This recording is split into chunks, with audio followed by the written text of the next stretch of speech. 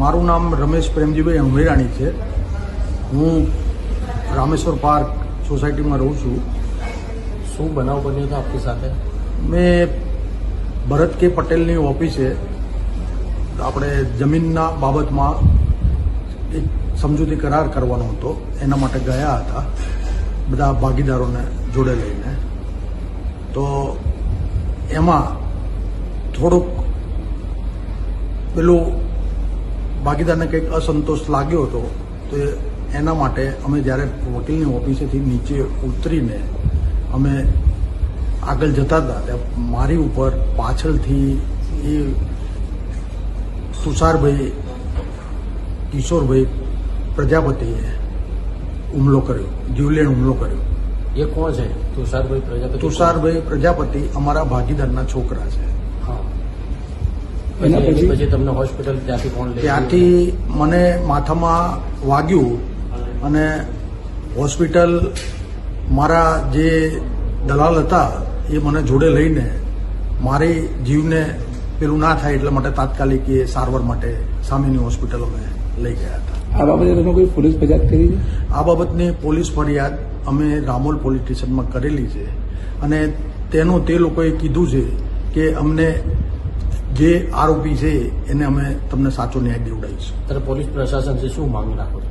Police પ્રશાસનથી એટલું જ માંગ રાખીએ છીએ કે એને તમે જેટલો જલ્દીથી જલ્દી તમે પકડીને જે યોગ્ય એને શિક્ષા થતી હોય એ કરો અને ફરીથી મારી ઉપર આ હુમલો ના થાય એ ટાઈપ એ વસ્તુ તમે મને સોલ્વ કરી આપો. શું તમને અત્યારે કોઈ બીક લાગે છે કે તમારો કોઈ હુમલો થશે?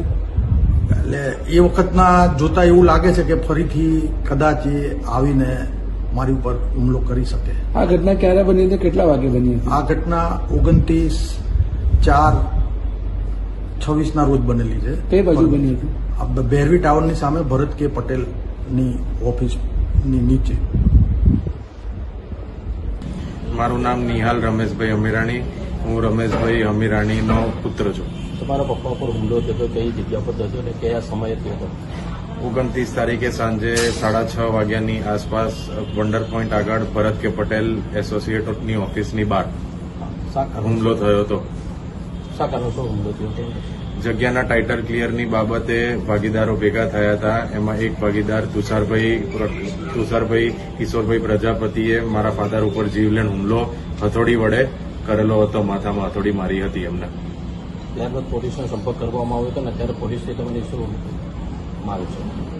પોલીસથી મારી માંગ એ છે કે જલ્દીથી જલ્દી જે FIR થઈ છે એનું પ્રોપર નિવેદન આપીને પ્રોપર એની એક્શન લેવાય એવી મારી માંગ છે.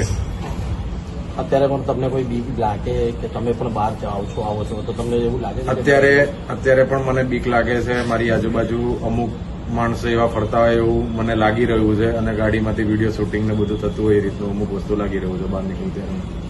તો આને લઈને પોલીસને હજુ પણ કમ્પ્લેન કરશો તમે? કરીશું હજી.